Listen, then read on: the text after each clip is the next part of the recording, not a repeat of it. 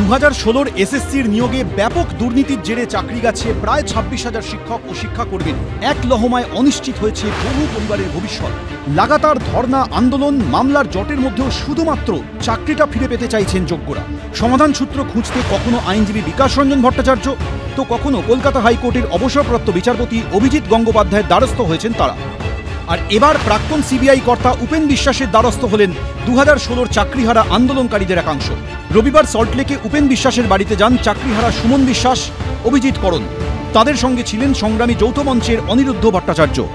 যে পথে ওরা এগোচ্ছে আমি বলবো সঠিক পথ।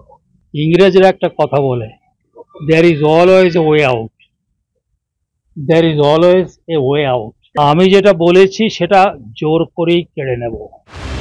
এদিকে প্রাক্তন সিবিআই কর্তার সঙ্গে বৈঠকের পর আগামী দিনে কিছুটা হলেও আশার আলো দেখতে পাচ্ছেন চাকরিহারাদের একাংশ।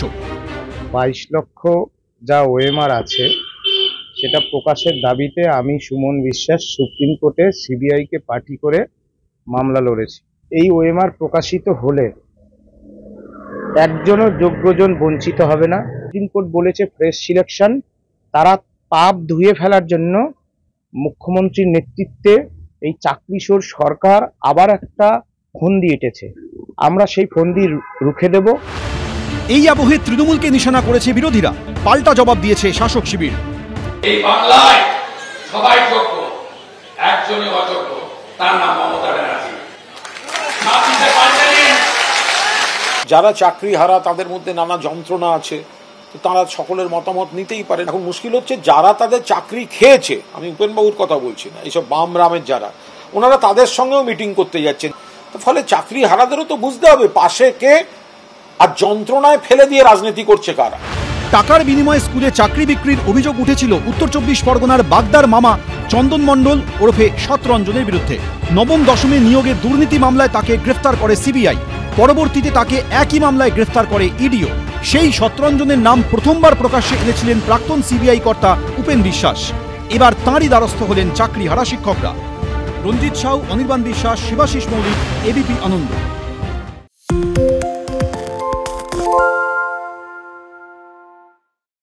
সত্য অন্তহীন, সত্যের খোঁজও তাই, সত্য সন্ধানে তাই আমরা অক্লান্ত, অকুতভয়। এবিপি আনন্দ নতুন ভাবনার প্রতীক, যা মনে মুক্ত, তথ্যে যুক্ত এবং যাবতীয় সীমানার বাঁধন থেকে মুক্ত।